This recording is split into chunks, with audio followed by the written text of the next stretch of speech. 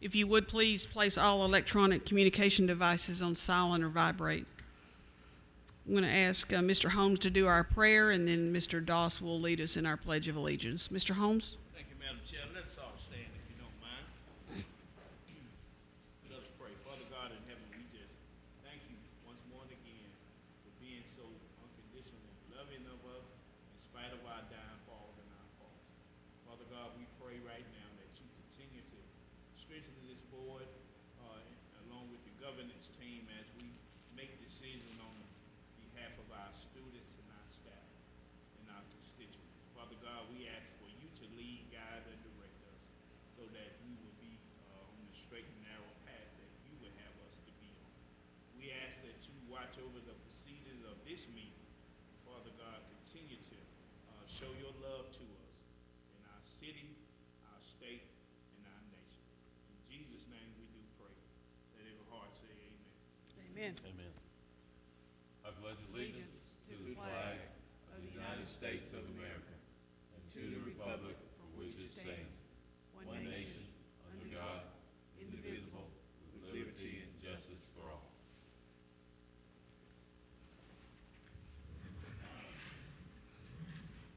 Thank you, Mr. Holmes and Mr. Doss. Next, we have our Griffin Spalding County School System announcements. Mr. Brown?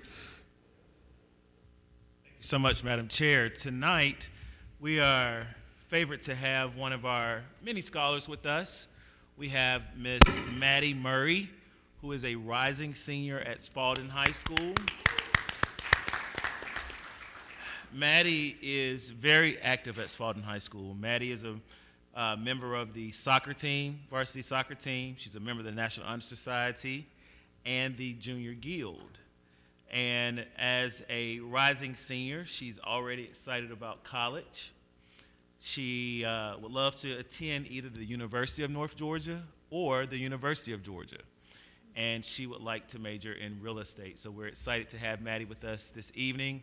Maddie will come and give us our district announcements. Thank you so much.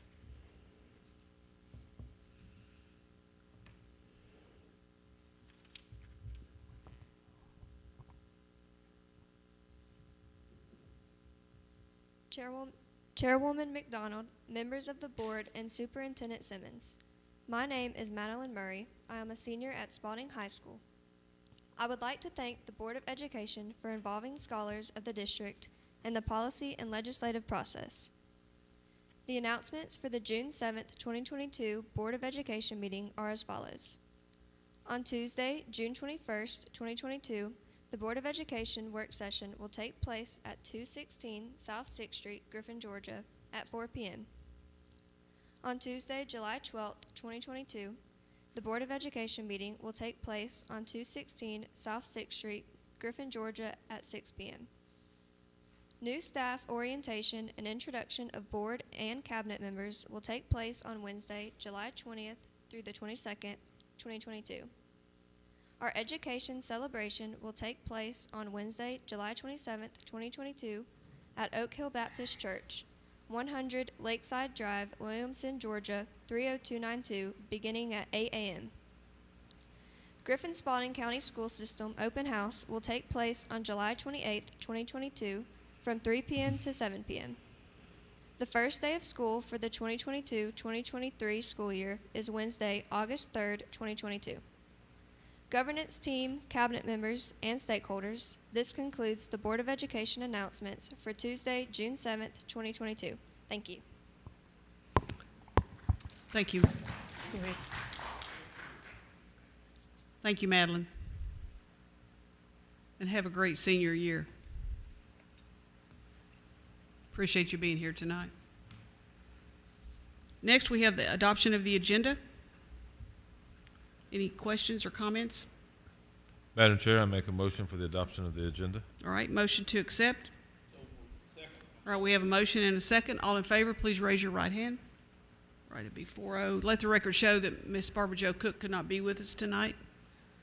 So the vote's 4-0. Thank you. Ms. Ray, anyone signed up for public comments? All right, thank you. No public comments. Next, we have our consent agenda items. Any questions about that, board members? Madam Chair, I make a motion to accept the consent agenda. All right, motion to accept? Second. Motion, and we have a second. All in favor, please raise your right hand. All right, that'll be a 4-0. Thank you.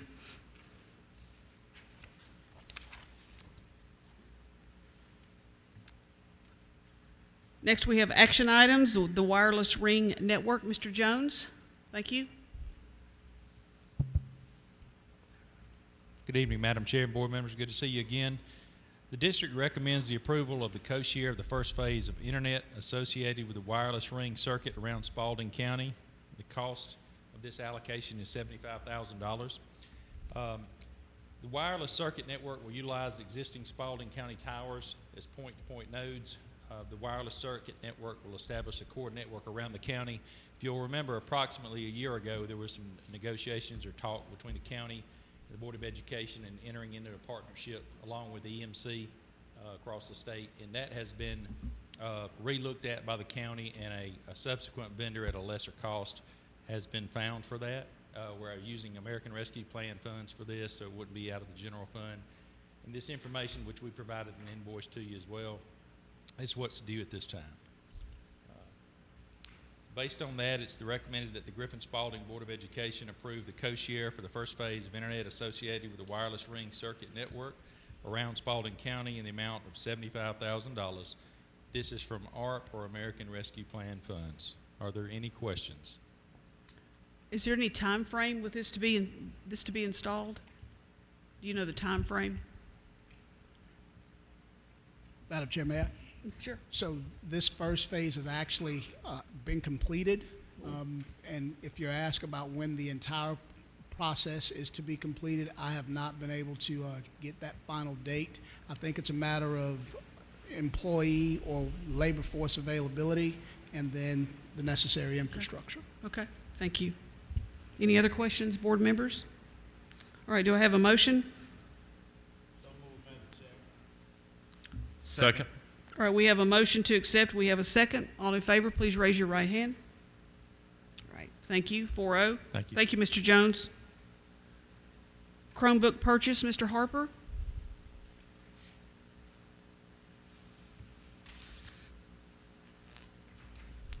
Good afternoon, board members. Good afternoon, Mr. Harper. What's up, Mr. Harper? Hello. Hey, how y'all doing? Like this casualness of this. So good to see you. It is. It's good to be back. Here we go. The recommendation of the superintendents for the BOE to approve funding for the purchase of 3,000 Chromebooks. This is part of our annual refresh. This year we'll be losing our Lenovo N22s, Lenovo N23s, and a few HP Chromebooks that we have. This will also be replacing any devices that have been damaged or lost throughout the year. And we will be following our one-to-one ramp that we plan with federal programs where these devices, new devices will go to all first grade, fifth grade, and ninth grade students. And the expectation then is for that device then to follow them over the 4 years when they'll get each new device. And so it is recommended that the Board of Education approves funding for the purchase of 3,000 Chromebooks for an amount not to exceed $790,500 to be paid for from SPLOS 6. Any questions? Questions, board members? No, ma'am. All right, do we have a motion? Hold on, Mr. Lundy. Yes, sir. I just want to make sure, unless I got the wrong one, you said not to exceed how much now? $790,500. Okay.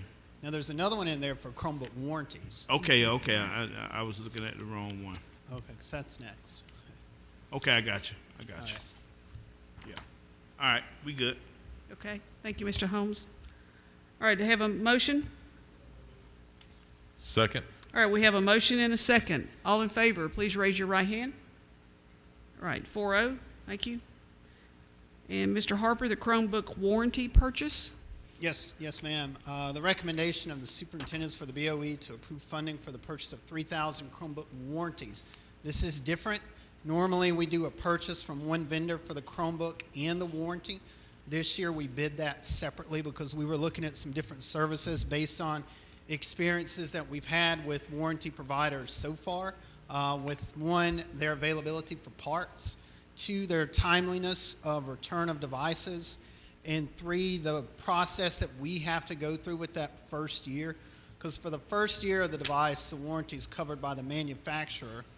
The second through the fourth is covered by the provider. And so there's a lot of extra hoops that's really slowed us down this year with direct manufacturers. It takes about an hour to get a warranty service set up. And also from working with or talking with some of our local RESA districts with the warranty providers they're using, specifically Henry County and Fayette County, there was a lot of positive feedback with Lexicon, who's a local service provider. And so it is recommended that the Board of Education approves funding for the purchase of 3,000 Chromebook warranties from Lexicon for an amount not to exceed $406,500 to be paid for from SPLOST 6. Any questions? The paragraph about, this seems to be more streamlined and a lot easier on everyone. Yes, ma'am.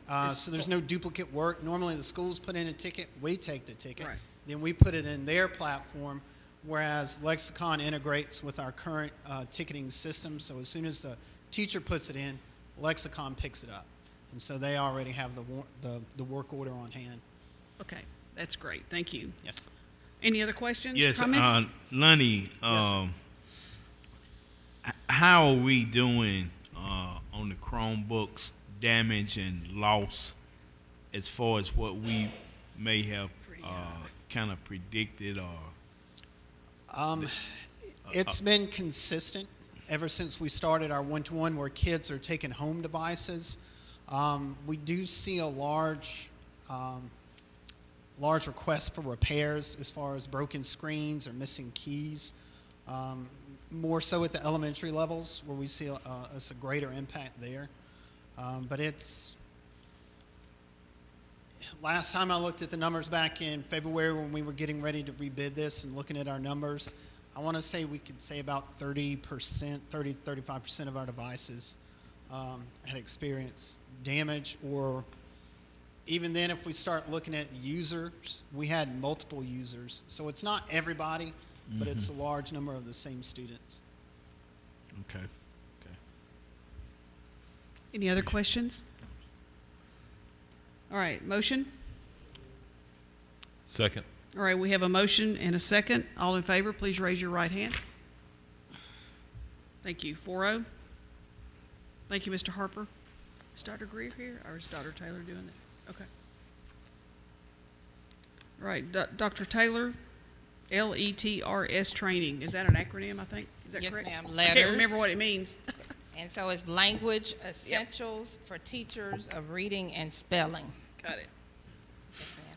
Madam Chair, board members, this afternoon, this request seeks the approval of the use of our ESSER funds to purchase contracted professional learning services for the science of reading training in an amount not to exceed $77,000. This is a request for professional learning as a part of our district's initiatives. The Griffin Spalding County School System will focus on early reading skills and foundational reading skills, and for grades 3 through 12 disciplinary literacy skills. We brought that to you last board meeting. At this time, contracting professional learning services in the science of reading is critical towards helping us to understand the implementation of those initiatives. So LETTERS, which stands for Language Essentials for Teachers of Reading and Spelling, that will provide us an in-depth understanding of the science behind how we learn to read, why we spell the way that we do, as well as how phonemic awareness and phonics leads to comprehension. The participants, including some leaders and teachers, eventually will complete 8 units of study. Units 1 through 4, those are some theoretical models from the science of reading that include phonology, basic and advanced phonics, screening, and diagnostic assessments, while units 5 through 8 focus on teaching vocabulary and language and reading comprehension and writing. All of those pieces make up the 5 components of literacy. Right now we feel that we have some fragmented pieces of the components of literacy, And so this particular professional learning will give us, we feel, an in-depth understanding of the identification of important reading foundation skills. This also will help us in the implementation of Senate Bill 48, which is the dyslexia bill, which we know goes into effect as well, which seeks to identify early students who have reading problems or learning disorders in the area of reading, specifically with decoding.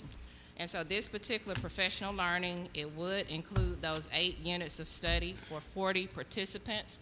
Those participants are specifically at the elementary level. This would be principals, assistant principals, and 1 reading coach in each of those areas. In addition, we're able to identify 10 participants who would go farther past those 8 units so that they could then continue to facilitate that training in our district, so that once the ESSER funds have been expended, we will have the capacity in our district to continue to support that work throughout the district. So at this time, the superintendent recommends that the Griffin Spalding Board of Education approves the use of ESSER funds to purchase contracted professional learning services for the science of reading training in an amount not to exceed $77,000. Dr. Taylor, I just had one question. Is it normal that a leader, building leader, and an AP in a building would be part of this rather than a teacher at those grade levels? And kind of seemingly, I just feel like it should be a teacher receiving this or learning this, not necessarily a building leader. That's a great question. And so what happens with letters, and several districts at this point have implemented letters, and so what we find is that we know that the principal is the chief instructional leader in a building. And so in order for teachers to understand and have the proper guidance, you start with the leaders. Okay. And also, we did not want to begin that work with teachers not fully understanding that at the district level. I forgot to mention that also some central office leaders will go through this as well, so that we can vet that to see if this is something that we would implement further with teachers. Okay. But that is a great question. Thank you. Thank you for your answer. Madam Chair, may I add a little bit more to that? Absolutely. I often say to the staff that it's difficult to lead what you don't know. And as the instructional leader, the principal or assistant principal can't provide support to the teacher if they're not familiar with the training and the expectations of those instructional strategies. It's not an effort to deny the teacher of a training, more of an effort to ensure that those who are evaluating and supporting teachers have a clear understanding of what it is that they're evaluating and supporting. Makes perfect sense. Thank you. Any other questions, board members? All right, do I have a motion? So moved. All right, we have a motion and a second. All in favor, please raise your right hand. All right, 4-0. Thank you, Dr. Taylor. Thank you. Appreciate it. Mr. Harris?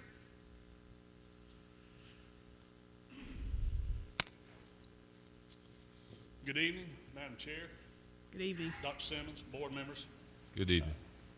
The GSCS Transportation Department is seeking approval from the GSCS Board of Education to purchase 2 general education buses and 1 microbird bus from Yancey Bus Sales for a combined price of $303,750. Funding will be from a combination of both general funds and eSPLOS funds. As part of the Griffin Spalding County School System's bus replacement cycle, we get funding from both of those sources. We get funding allocated annually from the state for a specific amount of bus. We support that with SPLOS funds. In 2021, there was an amended budget. We were given 1 bus initially from the state, funding for 1 bus. They had an amended budget. They gave us $231,660 for the funding of 3 additional buses.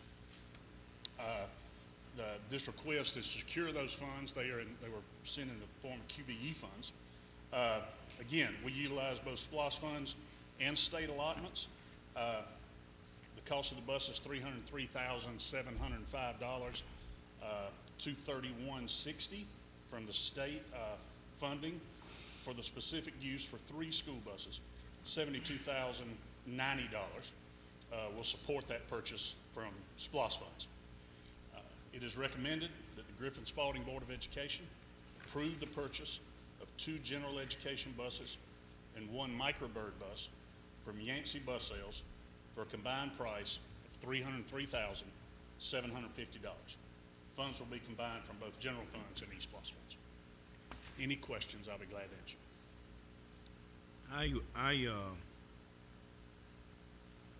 I have a question, Mr. Harris. Okay. Now, just give me just a synopsis of microbird Yes, sir. bus. A description of the vehicle. A microbird, we operate about 6 now. It's a smaller bus, seats about 14 passengers. It doesn't require a CDL to use. We have used them more frequently with smaller programs, shuttles during the midday for special ed students, field trips for smaller groups, say like golf teams, swimming teams, things like that. We've also used them in our current driver shortage. We've had some folks being able to drive some special education routes who have DOE certifications but don't require CDL certifications. We get the demand for schools to use those for a number of smaller programs. We have work programs where students, special needs students, may go from school to work at a particular business and back, maybe 1 or 2 at the time. But we've purchased 2 in past years, and the request has outgrown the 2. So I thought we'd take advantage of the state funding we have allotted in the adjusted budget to go ahead and purchase another one of those. We keep them on the road fairly often, but it's a smaller bus, Mr. Holmes, and it seats about 14 passengers, not counting the driver. So this would be number 3 in the fleet then? 3 active, and we have 2 older ones that are spares that we use sparingly, but they are not something we'd run on the road every day. They're in great shape, but at the same time, maintenance, those kind of things, these would be under warranty. But this would bring it to 4, Ms. McDonald. Yeah, I thought to drive a yellow school bus, you had to have a CDL no matter what the size, so that's good to know. It's under the weight, but they still have to go through the same Sure. certifications, trainings, all Sure. that kind of stuff for the DOE. Okay, thank you. Any other questions? I had one more. You know, I see the commercials and I see the advertisement for the energy efficient buses Yes, sir. that they're building. What are the costs, and is it something that we could benefit from? The cost, I can speak from experience of that. I worked in, I served as director in Bibb County for about 8 or 9 years, and we started a propane program. And I think we had 60 when I left. Mr. Simmons maybe a little more number. I think they were up to about 80 or 90. It's great technology. We need a footprint, and we'd have to have we have a new shop facility approved in the current SPLOS 6. You need a footprint for those tanks. But the 2 alternatives I would consider that are up for consideration would be propane and 1 electric. But electric buses right now are about $500,000 a piece. Ooh. So, and there's still some technology glitches with them, but they're coming. But I think if we got to a more renewable energy source, I'm a big supporter of propane. I've started 1 program, and I think if we get into a new shop, it would be something that we would, as a district, it'd be a positive move for us. Absolutely. Okay, appreciate it. Yes, sir. Once you get approval and you place an order for these, how long is it going to take us to How get long them? will it take? Approximately, I'm thinking around the end of September. We obviously, I know a lot of the manufacturers have been delivering vehicles somewhat incomplete, having to deliver parts because of supply chain issues and things like that. Luckily enough, we have a pretty good relationship with our supplier. We choose these buses off a DOAS state bid list, and they hold our specs. So I think 2 of them are on the ground. We'd have to get the air condition put on and those kind of things. Late September is the estimate they gave me. Obviously, something like, a little hitcher there, but before the end of the year, definitely. That's great. Any other questions, board members? No, ma'am. All right, do you have a motion? So moved. All right, we have a motion and a second. All in favor, please raise your right hand. Thank you, Mr. Harris. Appreciate y'all questions as always. Appreciate Thank you. Thank you. All right, next we have Dr. Simmons, some recommendations. Yes, ma'am. Thank you, Madam Chair, board members. Tonight I will be bringing to you the recommendation of some administrative personnel. The first one will be for the role of Executive Officer of Schools. It is the superintendent's recommendation that we appoint Mr. Chris Loki to occupy that space. And I'd like to add that neither of these positions are new to the district. If you'll recall, back in the fall, we talked about some restructuring of the central office so that we can better serve all of the schools. This is an opportunity to fill a vacancy that was voided by a Miss Michelle Jones in the area of school improvement. And so Mr. Loki will be expected to, much like the current executive officers, support schools, but more in the areas of administration and school improvement. As you know, the existing executive officers, their primary purpose is to support, coach, and evaluate principals as instructional leaders, but there are a litany of responsibilities and day-to-day nuances that tend to detract from that effort. This would be an ability for another executive officer to be able to support principals and manage the day-to-day operations that may not necessarily be germane to supporting teachers or the student outcomes, student learning outcomes. So Mr. Chris Loki, Executive Officer of Schools. And also, he's a previous staff member. That is correct. Mr. Loki served as the Assistant Principal of Instruction at Griffin High School during my time as principal. Prior to that, he was an assistant principal and a teacher here in Spalding County, I believe, totaling 10 to 12 years of experience here in our community. Any other questions, board members? All right, do I have a motion?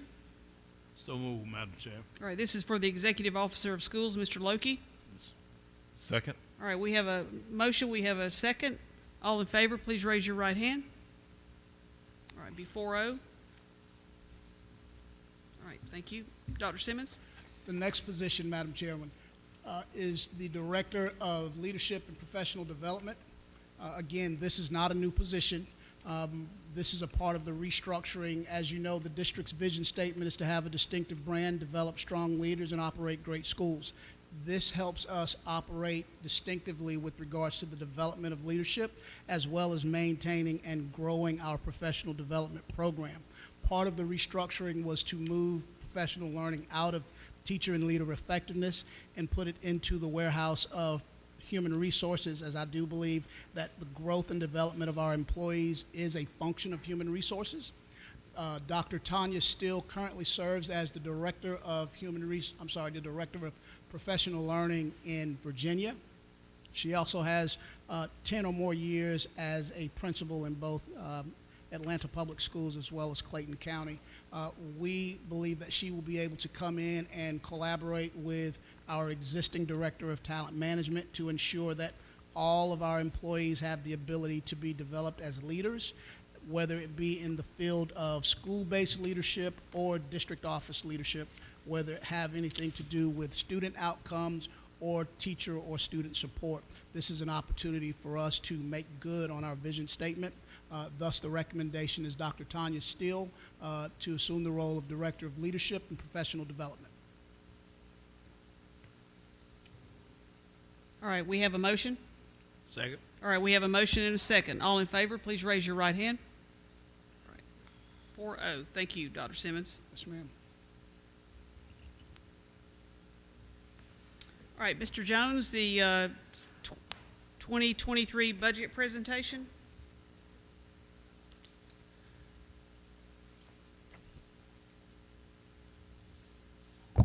Good evening, board members again. Thank you, Madam Chairman, Dr. Simmons. This is budget update number 3. I'm going to jump just to our timeline to begin with at the back that I'll repeat in just a second at the end. We'll have one more presentation on June 21st at the 4 o'clock work session. We will have a public hearing at 3:30, which is also one mandatorily we have to have. So just for the public's input, we will have had 3 public hearings on the FY 2023 budget. Tonight, I'm going to run through this as brief as I can. I really want to just give you some snapshots at the beginning, and then let's go to the tangible items that we're talking about adding the new items and spend some time there since you've had a little bit more time to review those. Yes, sir. Madam Chair, Yes, sir. I don't want you to hear Mr. Jones's term brief. I think what he's saying is a lot of the information you will have seen before, but it is our intent and preference that you engage in dialogue if there is a need for clarity, if there is an opportunity that you believe we should consider that we may have missed. This is the time to do that. I didn't want you to, hear that Mr. Jones used the term brief. What he's saying is there will be information that you've seen before, but as we transition through that and you have a need for clarity, you have an opportunity where you believe your aspirations as the governance team to improve operations, we'd like for that to be put on the table so that the staff and I can take that in consideration and add that to our planning so that when we come back in a couple of weeks, that will be a part of our research and we can explain to you whether or not that consideration has moved forward or our justification for why it hasn't moved forward. Yes, sir. Thank you. All righty, our non-negotiables. We've been learning a lot the last couple of days in some of our training about our PACE, be professional, be accountable, and communicate effectively. So the main two pieces of this is to talk to you about accountability and what our requests are, and obviously to communicate effectively. Obviously, our mission statement, again, we just talked about distinctive brand, building strong leaders, which ultimately helps with great schools. Our roadmap, we've, again, been talking a lot about that lately. The 4 learning, the boxes up under the learning are items in our blue sheets that I'll talk to you in a minute. We're tying all of our requests to these boxes in the green. So we'll talk about those again in just a second. And as I repeated from prior meetings, our goal areas, most of what we're talking about is support personnel. There is an ERP system request in there, which would tangibly mean we would look at our software, accounting system, HR modules, et cetera, to be more user-friendly in the future and enhanced with technology.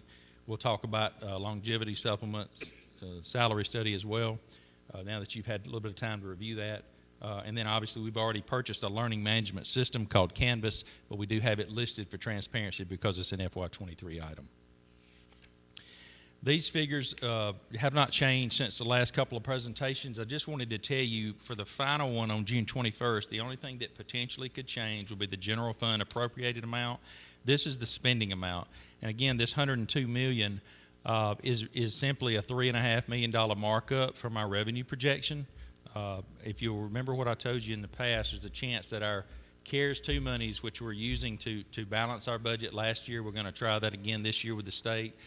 They do change the rules as we go on what items we can put in there, so we need a little bit of a buffer there to be able to pull some of those expenditures back into the general fund if necessary. And with our reserve up to the $25, $26 million range, we feel comfortable asking you all to approve that as a threshold. But that could change, but the rest of these numbers going into the last budget presentation I would not anticipate to change. Many times we've discussed our enrollment. It's not fun when you're decreasing enrollment. I've told you before about $5,000 a child is what the revenue that we would be losing from the state. So just keep that in mind. This gives you an FY18 through 23 initial projection. Over to the right, you can see in the bold in May the numbers that we looked at for K-12. This does not include pre-K. Looked like we were up a little bit more than what our FY23 initial budget amount is for, but that's because the state has to project us, and some of this money follows in arrears for a year. So again, this is FTE number. Over to the right is actual bodies and seats, not looking at the weight of the child, whether they're special education, gifted, et cetera. So just wanted you to see that comparative data. To remind you again, we'll have a 177-day school year. Next year, that's 2 more days than the year we're in right now for physical attendance for children. We're going to talk a little bit about step increases, et cetera, salary increases in just a minute. Health insurance rate's going to my knowledge, remain flat. Just to remind you, if somebody chooses health insurance, the district is obligated by law to match $945 a month. So $945 a month times 12 is $11,340. And we may budget a certain way in the year, and somebody may change their mind in the open enrollment. If we may not be budgeting for it, and then they make that choice in January, we've got a half year of expense we hadn't budgeted for. It works both ways. So in budgeting for that, I just want you to know that's fluid. It's hard to predict that. as lives change. People come and leave the district. TRS will see a slight increase, 19.81% to 19.98. So effectively, for every 6% that an employee puts in their own money, the district's matching about 20% for TRS. On Yes, on sir. that page, the local teaching supplement increase, give me just a little more explanation.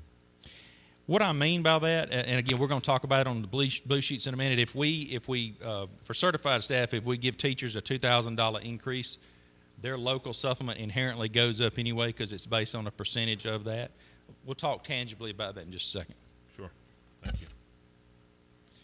As a reminder, we looked at allotments again for our schools. The board made a decision this year to leave the schools whole. We trued that up to a degree, so we did have a reduction of those amount of positions there that we will use close to $2 million to help balance the budget. We do have schools asking for additional requests, even though they were reduced, and we're still analyzing that at this point to see if that's something that we are going to be able to grant, or if that's something we might could shift to their CARES allocation to balance for 1 or 2 more years. These bottom 2 items were self-insured for workers' compensation. So really, I'm listing that here because our general fund ultimately is transferring about $300,000 a year to a separate fund. It's still general fund money, but the way we report it, we're not paying an insurance company to insure all of our claims. We have a reinsurance for claims over like $450,000 that would then kick in if we had a claim get that high. But we list that because those items are necessary to the way we have to do a self-insurance fund in government.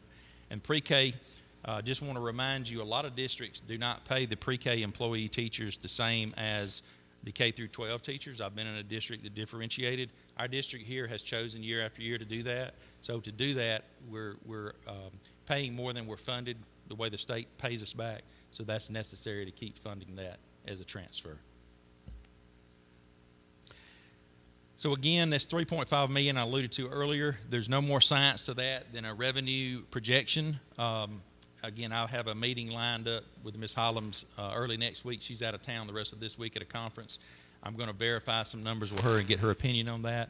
But I feel pretty good at where we're at right now, and that shows you an audited, again, balance of $26.2 million at the end of this past accounting year. Before I go into the considerations again, is there any questions at this point of anything I've talked about? Is that too fast, or do you all understand what I'm talking about? I'm comfortable. Okay, thank you. So a couple of changes here. We numbered the items over to the left to make it a little bit easier for you to read. We also added some percentages, so I want to kind of park on the top 3 items, but I will talk about all of the top 5 because they are salary tied items. As a reminder, you as a board have the authority to grant or not grant step increases every year. There's boards all over the state that talk about that. Some of them don't bring it to the board's attention. I generally do, and just mention to you that is a voted item to whether you grant. You are a strategic waiver school system district, so you have waived the salary schedule for all rights in terms of certified salary scale, but we generally follow the minimum state guidelines, although you have the authority to waive it. So for number 1, certified administrative salary scale increase, high performing staff goal area, I took about 1,000 employees that were certified and bumped them up $2,000 and then marked them up 40% for benefits. So that's the $2.8 million with not a lot of more science into it right now. I did want to talk a little bit more this time about why I put that percentage over there. So for an administrator, let's start with them. If you have a highly paid administrator, they're getting a flat salary amount. So let's just use $100,000.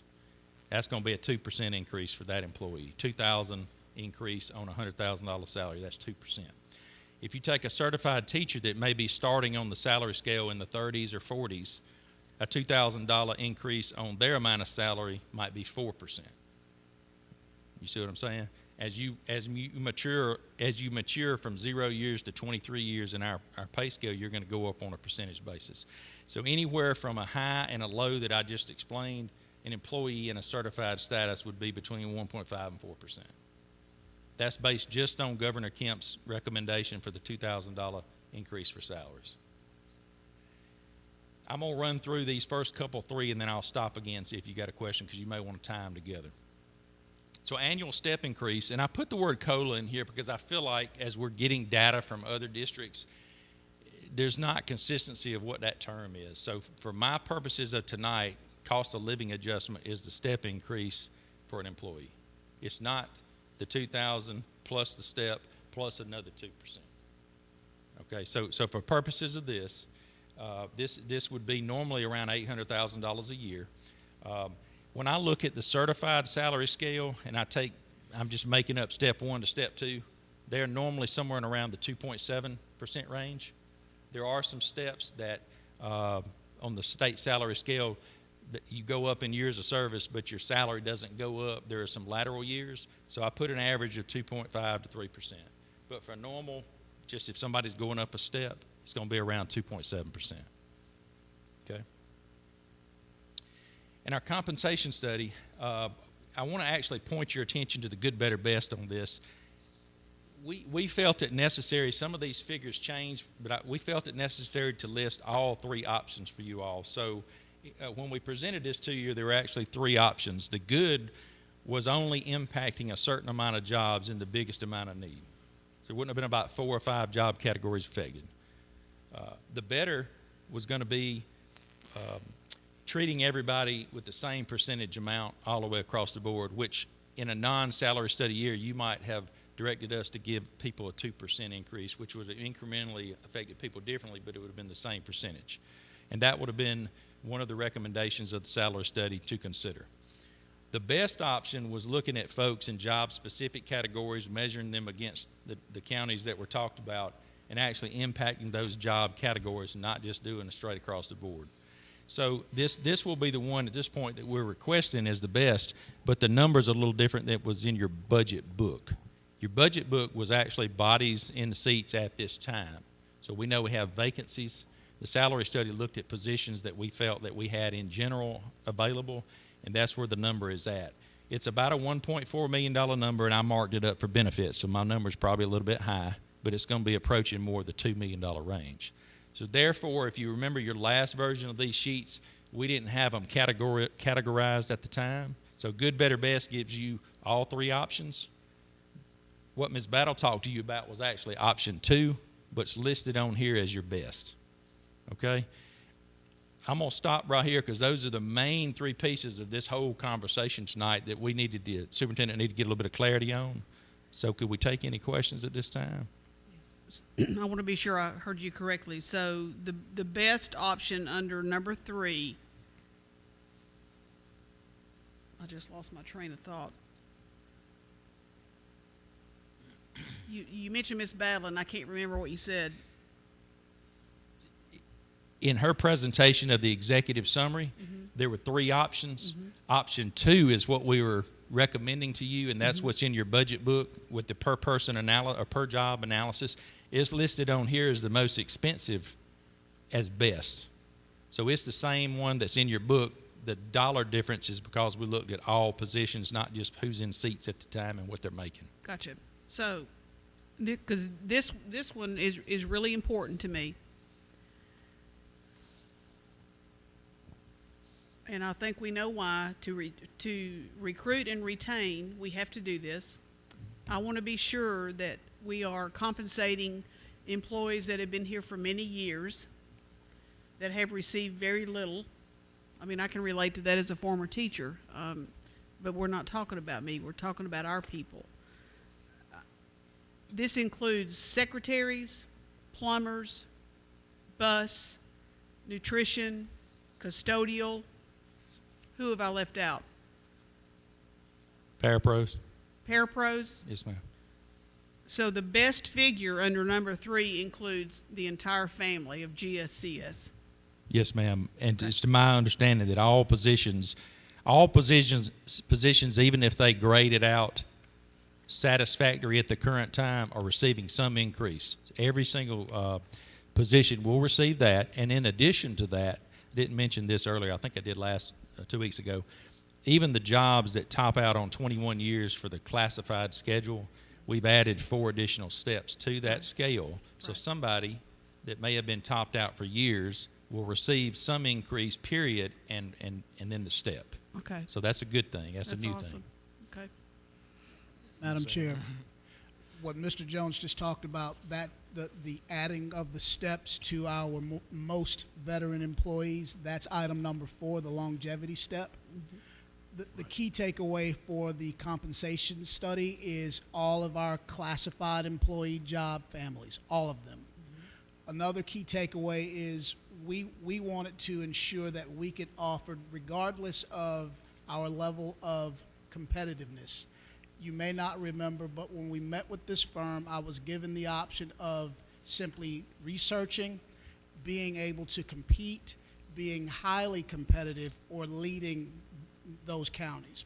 My charge to that company was to give us the information necessary so that we would be at a minimum highly competitive across the board. That is why what Mr. Jones said, some people may see more of an increase because they are ranked lower in the moment, but everyone will see some type of increase in this particular option, which is why it's most expensive. The final takeaway is this is not a one-time cost. This roughly $2 million will be a recurring expenditure in our budget moving forward, but I do believe that our employees are worth it. Absolutely. And I believe when the results of the compensation study, we were kind of in the middle of the pack, but a little bit above the middle of the pack, as I recall. Is that true? Of the 7 counties?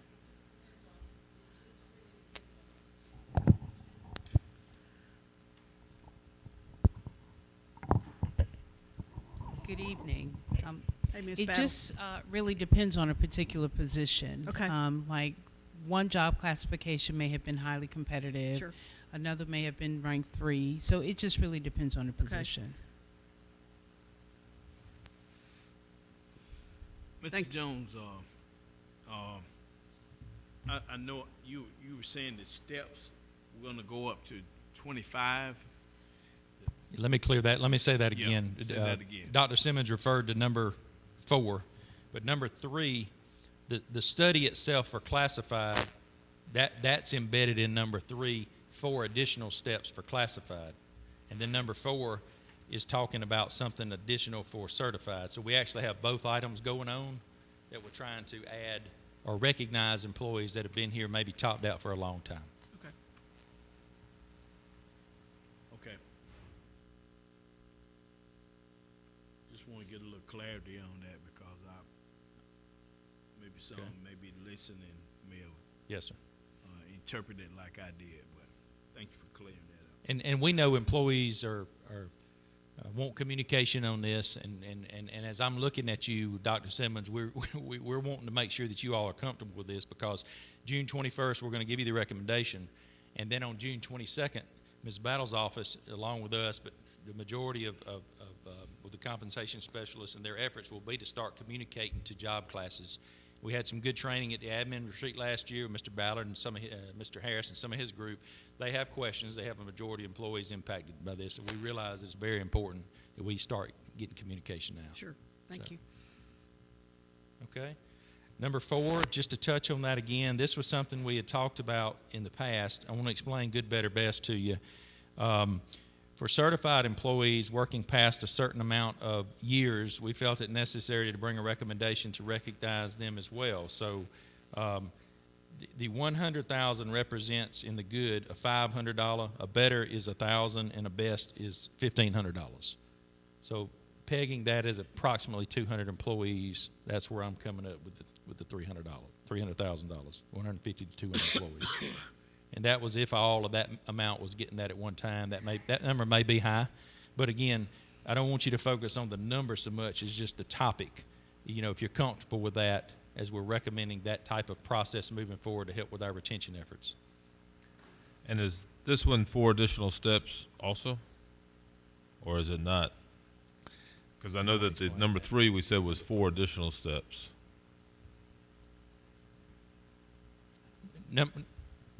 Number 4 is not necessarily additional steps recurring, but it would be, I'm calling it a stipend. That's not the right number, but somebody that has been in the district a certain amount of years, past 23 years, would get an additional $1,500 on top of what these other items, number 1 and number 2 we're Gotcha. talking about. I understand that now.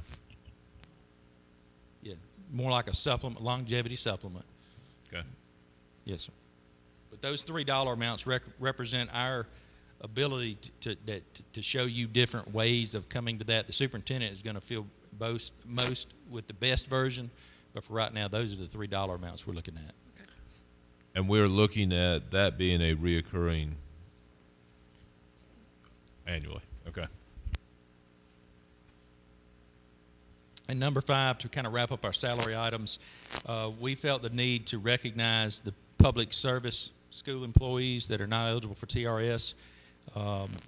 Just to sum that up again, TRS eligible employees can use their sick leave if they banked it, if they saved it towards retirement, retire early, or retire at 29 years and get 30 years of credit, and then draw 60% of their salary. Well, PSER employees don't have that option even available to them.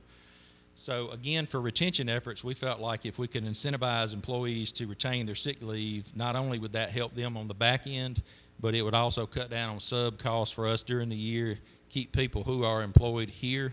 I mean, it helps the operation mainly at the schools. You know how we don't want that to create dysfunctionality. So we felt the need to recommend that to the superintendent, to you all.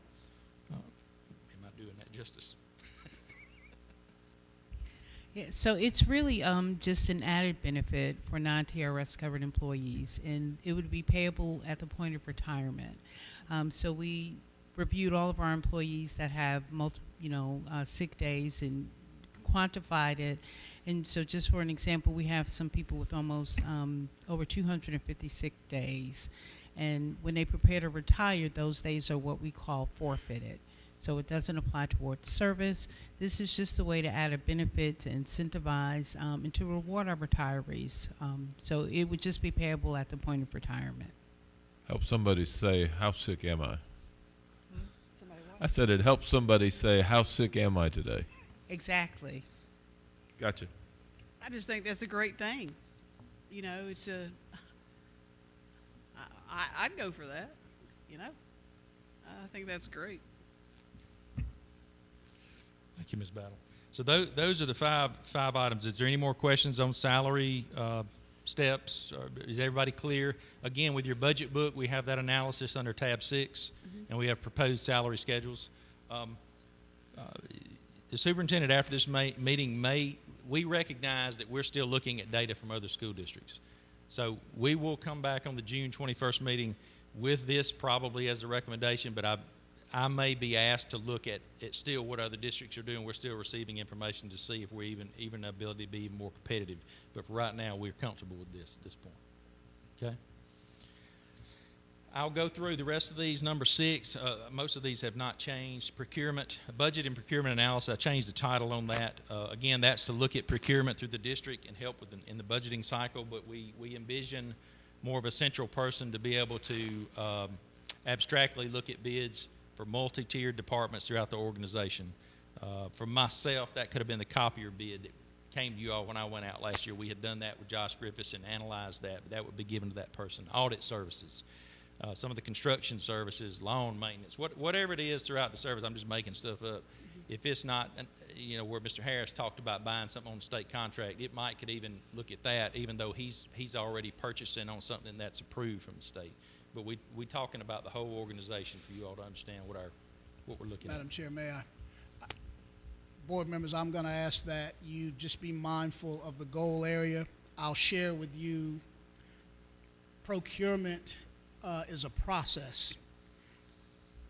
I'm not a procurement specialist, but you expect me to have crossed out the T's, dots the I's, making sure that we've vetted, making sure that the specs are appropriate, so on and so forth. Organizations that operate efficiently have someone who can stay in front of procurement for 2 reasons. One, you want to make sure that the price that you're paying is the most competitive price.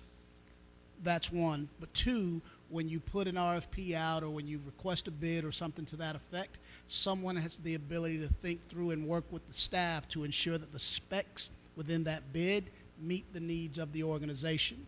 It's difficult to stay in front of the task and plan the project all at the same time. This is an opportunity for us to ensure efficiency within the organization. Again, it's not something that we currently have. This is part of where we have multiple people wearing multiple hats, and sometimes we miss things. Sometimes we don't have the ability to think far enough in advance, and so when the situation presents itself, we have to come up with a workaround. And you've heard me say multiple times, workarounds don't work. In some ways, you have to put in the steps to get to the level of efficiency, particularly within an organizational structure that you desire. This is an example of that. In fact, much of what you see relative to organizational and operational efficiency is our effort to be a better organization and operate more efficiently. Number 7 and number 8, for transparency, we're showing you these positions are already in the district that were recently approved, but we felt the need to bring this up and show you this. Compensation specialist, these are actual salary figures with benefits added on. Again, we felt the need for that for HR and finance with putting in a salary verification process that I think you as a board, I've talked to you in the retreat about. Even any compensation related to you, we're probably going to ask you to sign a document to acknowledge, I understand this is how this is figured for an annual basis. We just adopted a policy that talked about that anyway, so this goes hand in hand with that for board members. And then Executive Secretary for Human Resources, she's one of the few offices in the district that doesn't have that position. We're already seeing the fruits of that. The person that she selected for that actually did an excellent job at the administrative retreat. Spoke like a pro. I didn't tell you that, but I was real proud of her. So I think you'll see fruits and benefits of that already. Number 9, special ed allotments. The reason this is listed the way it is, Mr. Mr. Jones, sorry to interrupt, but is that's a full-time position as Yes, sir. executive secretary? Yes, sir. Does that include benefits? Yes, sir. With benefits and okay. We looked up the actual. I'm just looking at that. I'm just looking at that salary, including benefits. I'm just thinking it's probably a little low. Yeah, and I figured you might say that, but you know, sometimes when it's internal staff transferring in, you know, there's some policies and procedures that we go by for those employees. So I'll double check that figure for you before the next meeting, but I think that's right. Okay, all right. Appreciate it. Yes, sir. Number 9 on our allotments for special ed. This was one I'd like to just talk to you a second about our process. So, Mr. Kelly had submitted some documents in our platform for additional services for special ed, and it included a consideration for teachers, paraprofessionals, and an occupational therapist. And we became, the superintendent gave a directive that the $180,000 figure is what we were comfortable with going forward with. So we started with 3 different versions. We landed on the better. So you'll notice that our request in bold is our better, not our best. So this would be an impact to the general fund of $180,000, but it would get Mr. Kelly what he needs. A lot of times we request things and we go back and look at child counts and where they're placed in the district, and we were able to settle on a better versus a best. And that recommendation has already been communicated to Dr. Sauce and Mr. Kelly. Leader and Me, this is 2 schools. Dr. Simmons has brought this to us, and I actually heard some talking about this in our retreat last week. But $85,000 for American Rescue Plan funds would get 2 schools into the Leader and Me initiative. That's what we will be proposing at this time. Mental health clinician is something that Ms. Battle alluded to in the last meeting, that we feel like that is something that needs to be considered on a contracted services basis, not necessarily employee with benefits for our employees. I mean, we know everybody, it's just a different world we're living in right now. We just think we need to invest some resources in that.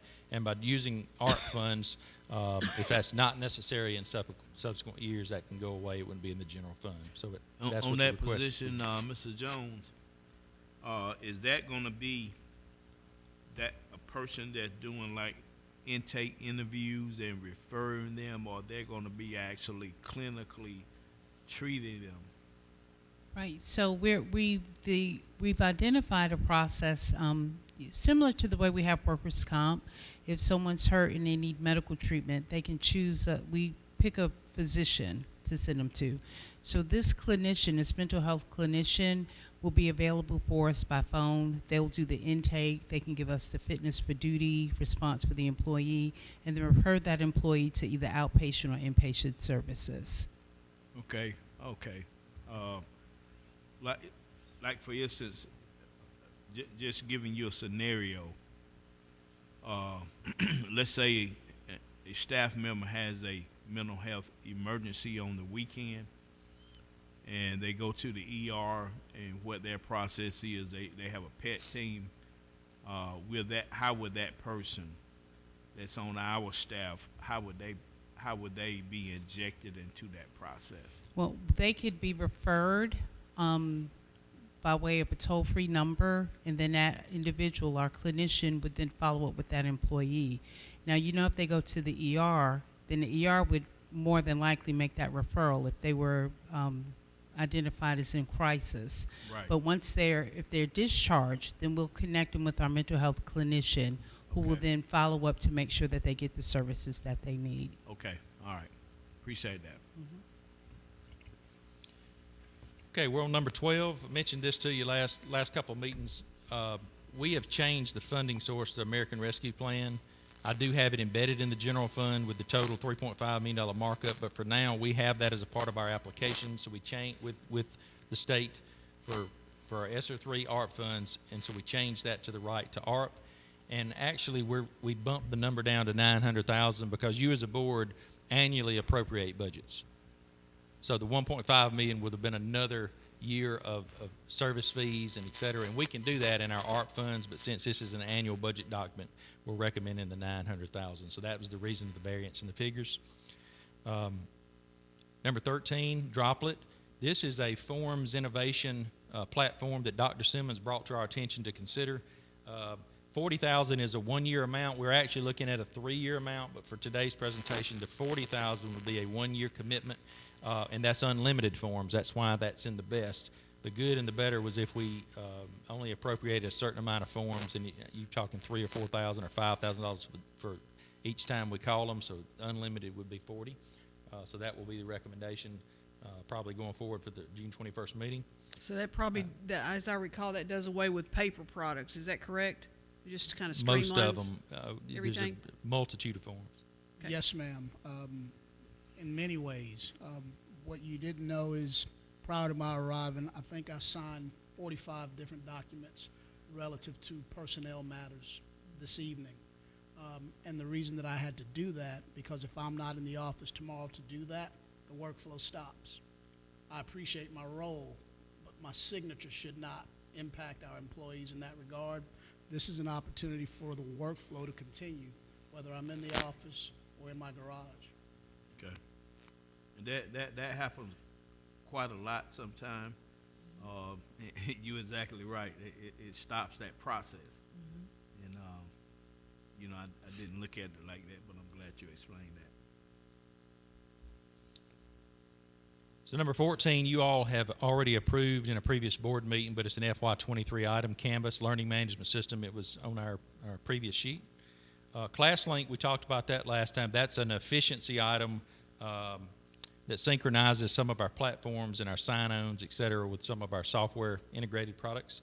You'll see we're doing a best version. I think there's a more expensive piece of that, but we're good with $35,000 for the better, so that won't be the best that we're recommending.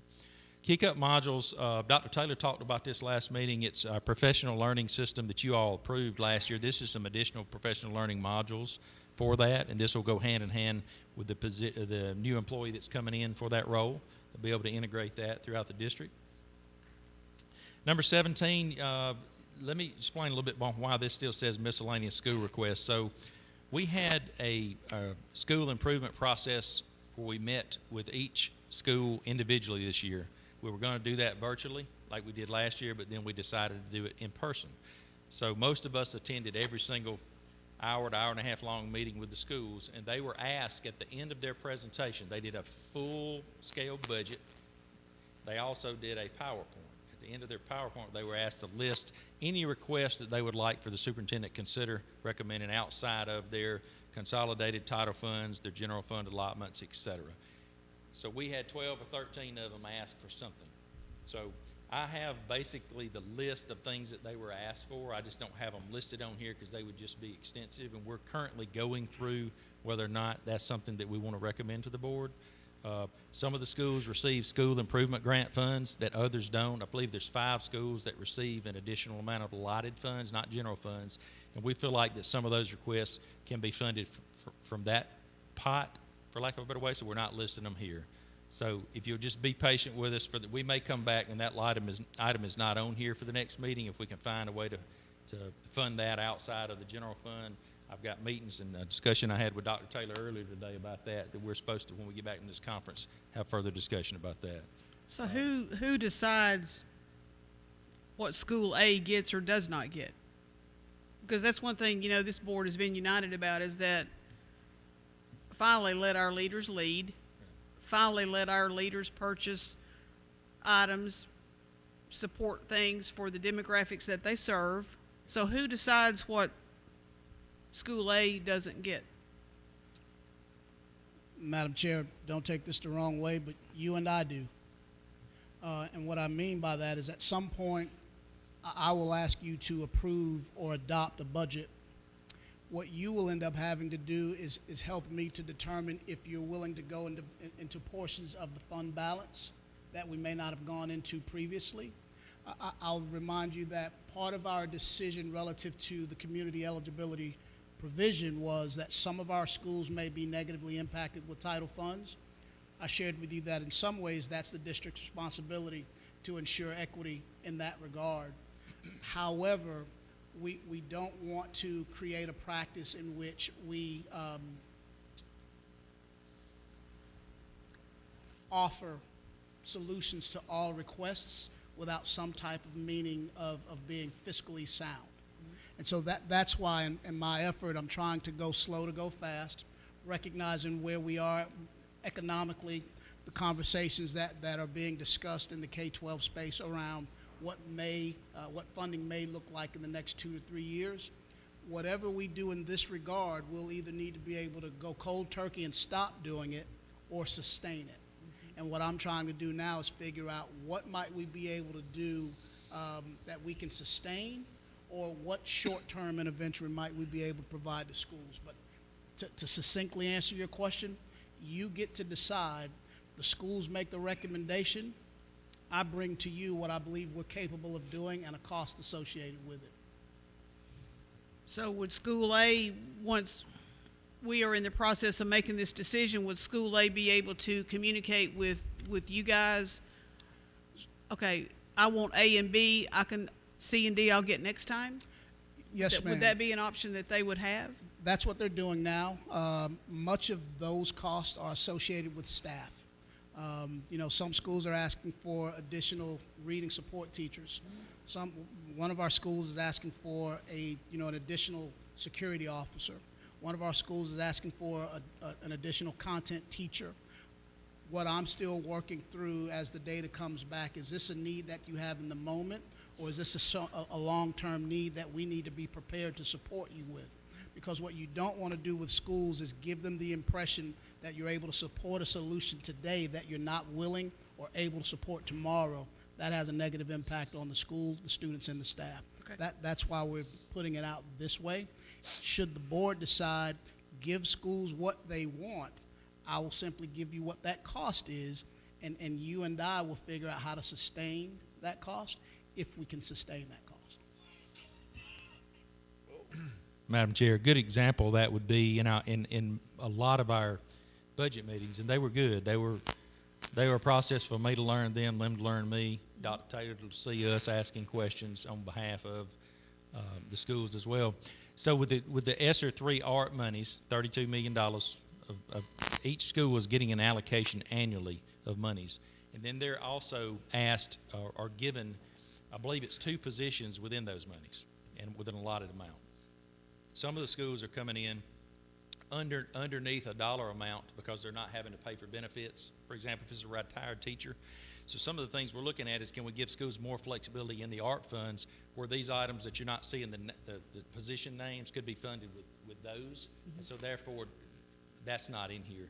A lot of that could be taken care of that way. That's why we need to meet with Dr. Simmons, Dr. Taylor, to look at that specifically. So I guess what I'm sitting here thinking, how do we decide when I don't know what school A really wants? Or what school A is not going to really get?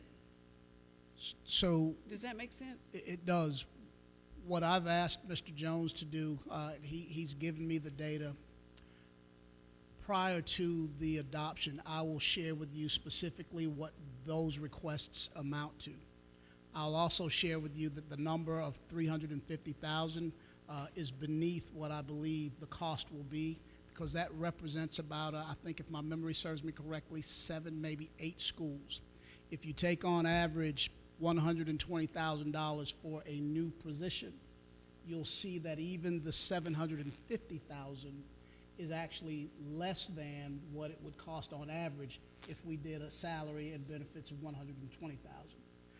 We have to be able to determine to what degree is that a need in the moment, or is that a long-term need to position the school to be a great school and operate at a high level in the long term. I don't necessarily have all the data that I'm looking for in the moment. We've just received our milestones data. The Teacher and Leader Effectiveness Division is diving into that data now. I'm having conversations with those principals about what does this need mean? Is this an effort to respond to something that has recently occurred, i.e. COVID, or is this a deficiency that your school has had, thus preventing you from moving from good to great? Those are the levers. I'll bring that to you with a more realistic cost. But ultimately, my concern, having served in that role before, I don't want to set schools up to think that they can do something later that I know they can't because I can't afford it. Thank you. Yes, ma'am. All right. Number 18, the SAMS initiative. Dr. Simmons has brought that to our attention this year. I believe there were, 10 schools that were taking place with the SAMS initiative this year, current year. And this will take us all the way for, I believe, all schools participating. There's also a conference involved in that they will be able to attend. All that's rolled into this cost of $108,000. A lot of discounts by getting the whole district involved versus a per school basis if we just went to 17 versus 18, et cetera. So that's an all-inclusive, I believe, cost. So the board, the cost now is the $58,500 that you see for the 10 schools. The $90,000 is all of the schools and anyone at the district office who wants to use this time management tool. The cost that's included for the cost of the conference will be awarded for those schools who implement it effectively. I don't know how many schools that will be, but this is really, again, going back to high-performing staff, being able to ensure that we can support principals with how they manage their time to develop their people and get to the outcomes that they desire.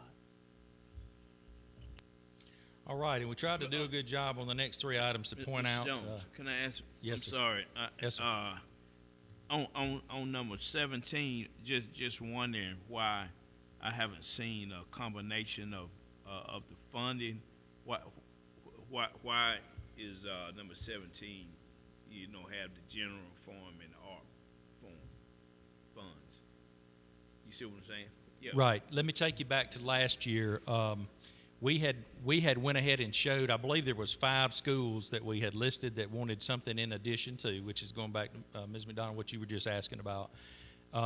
We wound up putting that in ARP funding, CARES funding, non-general fund. The analysis of this data, we're still trying to determine what I was just telling her, Ms. McDonald, about. The 2 positions that has been communicated to the schools have a certain dollar amount associated with them, like a $65,000 position that somebody might choose to use an EIP teacher for, and a $41,000 position that we might call a bridge teacher. And most of the bridge teachers are either retirees or somebody that's coming back to the district without benefits. So in our analysis of our budget meetings, we're finding that some of the hires for those positions are coming in at $50,000 versus $65,000, or maybe some of them are coming in at $68,000 versus $65,000, and we're trying to determine if we can be more flexible with that money. If the answer to that is yes, and that takes a conversation with Ms. Alston, Dr. Taylor, and Dr. Simmons, we may can fund some of these miscellaneous requests in those monies. I just felt the need to tell you it could be either general fund or ARP funding for this presentation. If it's general fund, and that goes back to what you were just talking about, and I'm just trying to tell you up front, it could be either one. To be honest with you. Okay. All right. Thanks a lot. Thank you. Sorry, my mind be going sometime all right. and it have to catch up with what's going on. Yes, sir. The next 3 items we put in yellow. This is different from the last presentation.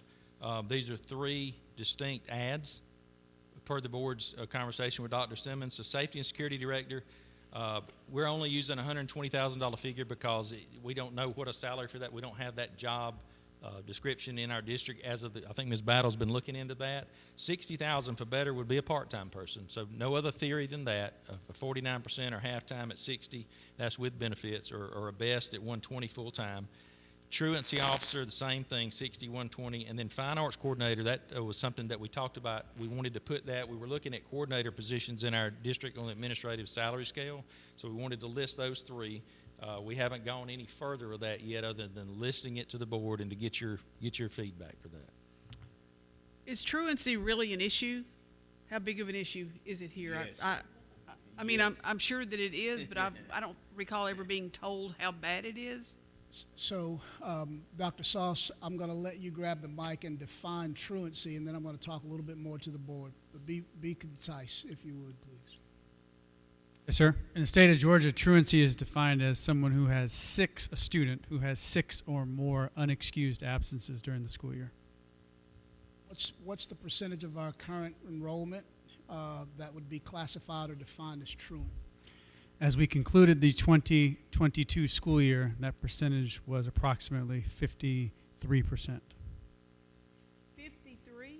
Approximately, give or take a percentage or two, but it was around 53%. I see them at Walmart during the day. I'm like, aren't you supposed to be in school, son? And so part of that is what I'm going to offer to be a lack of understanding with regards to what it means to be truant. Part of that is a parent's inability to keep up, particularly as the student gets older, because many of our parents will assume that their children are in school. And despite our call-outs, despite our messaging, despite our letters, if we can't ensure the accuracy of that data from one day to the next, because as you know, you can change your cell phone number today, I won't know that until you tell me. That's a part of it. The other side of it, however, is many of our parents in this day and age, because of the ability to go virtual to face-to-face, to COVID, to this, to that, or the other, the definition has not changed. It will not change.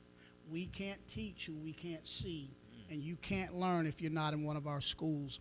We need someone to get into the community during school hours to speak with parents and make sure that they're aware of our expectation, to help us identify the barriers that families are having to getting students to school, or what is it that students are experiencing that causes them to be disaffected with school. I believe that this could be an opportunity for us to help families, help students, and help us relative to getting the people we want in classrooms in those classrooms. But it's going to take a cultural shift. What percentage do you think has increased since COVID? I can tell you, I have that data, and Dr. Simmons, forgive me, it was 55.5% for the 2022 school year. Yes, sir. For the 2020 school year, now of course that was through March 13th. That percentage at that time was 42%. So would this officer be allowed perhaps to go to the workplace that is on record of a particular student to speak to mom, dad, guardian? I mean, I'm not really sure how I know this even works. I mean, I've read about truancy officers, but I understand about going into the community, but what will he or she actually do? Are they allowed to go to the workplace? Are they allowed to, I don't know, I just need a little bit of education. I'm Yes, all ma'am. for it. I just want to learn more about what he or she will be doing. So the good news is this will be our employee. We set their work schedule. Okay. They can go where we deem necessary. They may not be permitted by the owner or the manager or whomever, but if there's an opportunity for us to meet a parent at his or her workplace on a lunch break or something, right now, the only person that we have that has the capacity for this work are our social workers. And in some ways, this could be an opportunity to preempt the work of the social worker. This could be an opportunity to add more value to our truancy task force. We have a truancy task force, but no one that's able to manage the day-to-day before a student or family has to show up before that task force. The other side of it, with regards to does it work, Madam Chairperson, it will work as well as we work it. And I recognize that with new positions, we have to be intentional. You heard me share with the staff that we're going to practice dreaming big, but taking small steps in the coming year. I'll be honest with you. This is a big dream. We don't necessarily have models, if you would, that we can look to for best practices. What I'll tell you is many school districts prior to this day and age employed truancy officers, and during the cost-cutting efforts, these were some of the positions that we pulled back. But I think if you were to go back and look at historical trends, you will see as we strive to cut costs, there are unintended consequences relative to student activity, student performance, and this is our way of trying to equal that back out. I would also add that I had the opportunity to be the truancy or the task force chairman for 12 years, and having this type of person would have made the work that the social workers had to do much, much easier. And then the follow through, because once a recommendation is then made by that task force, someone that is following up to make sure that it's happening before they get to that court system would be huge. Mr. Doss, if I might correct the record, I apologize, sir. I was looking at my wrong spreadsheet. Through March 13th of 2020, our truancy rate was 21.73%. Through the 2021 school year, last year, it was the 42% that I previously referenced. So 21.7%. I thought it was much lower. Yeah, I prior to apologize COVID. for my misspeak. And I hear about going to the parents, but I don't know if programs that still have it, but we did have truancy officers here. You know, Tim could probably tell you about his experiences going fishing, and they find her and they'll bring them back to school.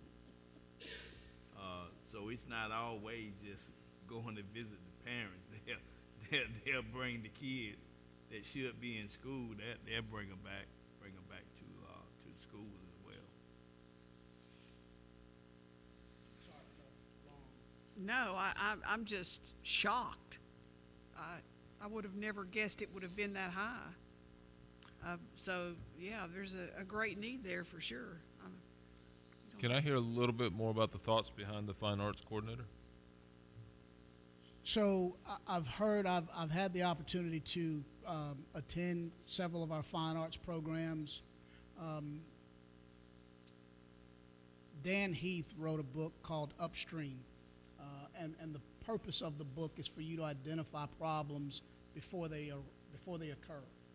I'll share with you, while I may be able to see a missed opportunity in attendance, if we're really going to create and operate in an upstream manner, we need someone to take the same level of accountability and oversight in the arts that we have in mathematics. You know that I have a degree in communications and theater. I believe that our students and our staff who work in that arena deserve someone who can advocate and coordinate with them just like all of the other arenas. I think what we've tried to do is support them as best we could in the current situation or setup. This is our opportunity to take someone and help us be accountable. If we're saying that our kids deserve the arts, I think what we need to do is at least consider how do we ensure that we have the level of oversight and advocacy so that things like lighting, things like equipment, things like, coordination of the facilities that we have, someone is out in front so that students and schools and their families aren't the victims of our inability to coordinate, because those are just some of the realities of it all. Again, I think where the board comes into play, another big dream. I want all of our students to be, for the student who desires to be in the band, I want them to have a band teacher. For the student who desires to sing, I want them to have a chorus teacher. For the student who's interested in visual arts, I want them to have an art teacher. But students don't have access to me the way that this person would. And so this is another opportunity for us to do what we believe is in the best interest, but it comes at a cost to some degree. We may not be able to afford it. This may be something that we pull off because the school has a different need. What I'll offer is, you've asked me to consider ways to reimagine and move our school system forward. This is a manifestation of that activity. I totally agree, because I've shared this conversation with Dr. Simmons recently. I spoke with a teacher in an elementary school that was trying to help a first-year teacher in a middle school. The middle school teacher was doing band and chorus, and I'm thinking back to my own teaching days at the middle school level, and I'm going, there's no way. There's no way that can happen. There's no way that it can be good for anybody. You just can't do it. And then we talked about equipment. How do you teach a child to play a trumpet when there are no trumpets? How do you teach a child to theater when there is no theater teacher? I'm all for the arts. I've been for the arts for a long time. And because this is, to me, it's a win-win. This is another way. That's what a lot of these kids, that's all they've got. Truancy, that might be the ticket to get them to come to school. Because, you know, to play football on Friday night, you got to come to school. You can't sit home 4 days.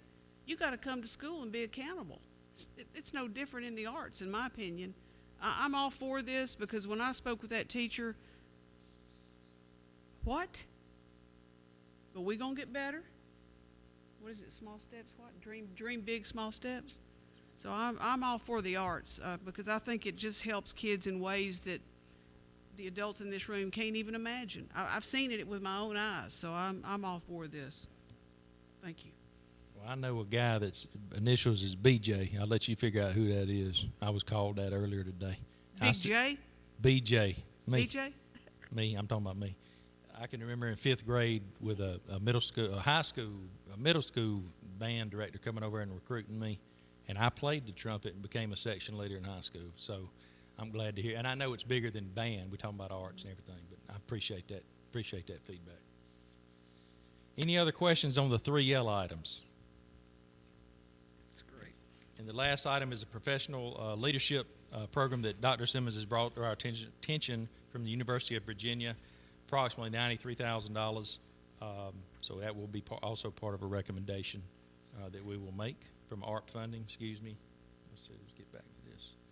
If you look down at the bottom, these numbers may look high, but I want to remind you we're talking about the request column, $8.6 million. Majority of that is salary and benefits cost for the top 5 items.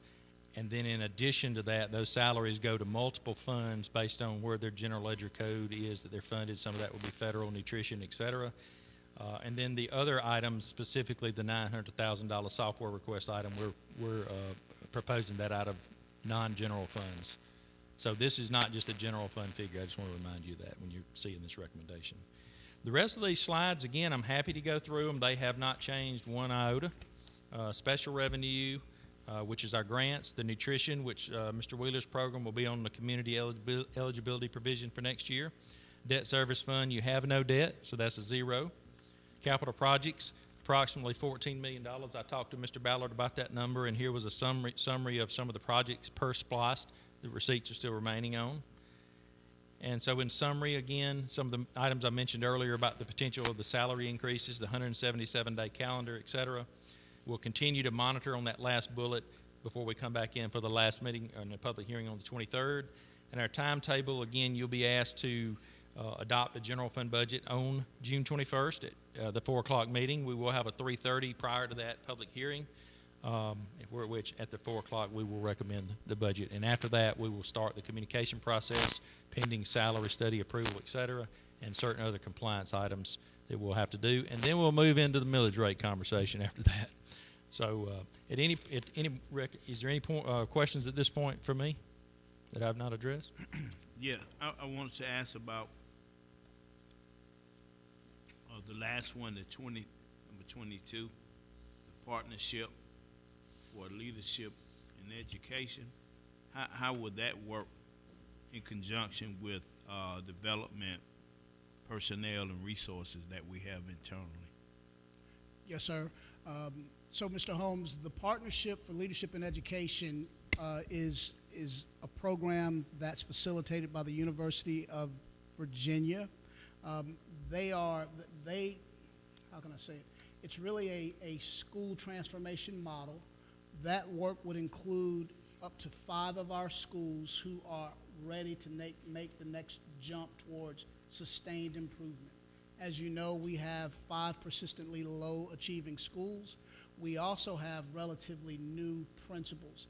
This is an opportunity where the University of Virginia comes to Griffin Spalding, partners with us with regards to our mission, vision, and values, and helps us to coordinate school transformation so that these schools can improve.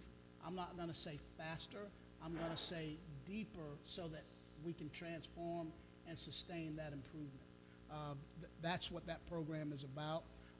In the state of Georgia, this program was most recently implemented in Fulton County. I partnered with Fulton's then chief of staff. They moved upwards of, I want to say, 20 of their most high-need schools off of the state designation list. This was the framework. It's not a template, if you would. It's a way of thinking for school transformation in support of that effort. So you said they had 20 schools that came off of that list? Yes, sir. Okay. We get them off the list. It's well worth that. But I agree, but again, I think what I'm most interested in, you may have heard me say I'm interested in people, programs that are designed to help us, not change us, because Right. we are who we are. And oftentimes you invite people into your community, into your schools, and when they leave, you're different. We may want to think different. We may want to perform differently, but I don't see us changing. We are who we are. we are Griffin Spalding. Yes, sir. Board members, are there any other questions? I hope I've done this justice. We'll go to budget presentation number 4 next time. If you want to hear all this again, I'm willing to do it. But we'll bring you back a version. We'll get some answers to your questions. And if you have anything else, please reach out. Really Thank you. appreciate it, Mr. Jones. Thank you Yes, so ma'am. much. All right, next we have I thought Dr. Sauce was going to present this, but we have a nice little packet about the school year 2023 district initiative, Strive for 95 Attendance campaign. That was a well-written document. Thank you, Dr. Sauce, for you and your group providing that for us. Madam Chair, if I can, I've just noticed that we had an oversight in the agenda. Okay. And typically we have a space for executive session, and we do not. And I thought we did have something to go into executive session for. So I'd like to make a motion to amend the agenda to add the executive session. Okay, thank you for noticing that. We have a motion. Second. All right, we have a motion and we have a second. All in favor, please raise your right hand. All right, thank you. Any other comments from board members before we go into executive session? Do a motion. All right, we're going to executive session to discuss or deliberate upon the periodic evaluation or rating of the superintendent. And I need a motion to do that, please. Madam Chair, I motion that we go into an executive session for the evaluation of our superintendent. Second. We have a motion and we have a second. All in favor, please raise your right hand. All right, 4-0. Thank you. Appreciate everyone being here tonight. Appreciate all the work you do on a daily basis. All right, we'll go into executive session. Thank you.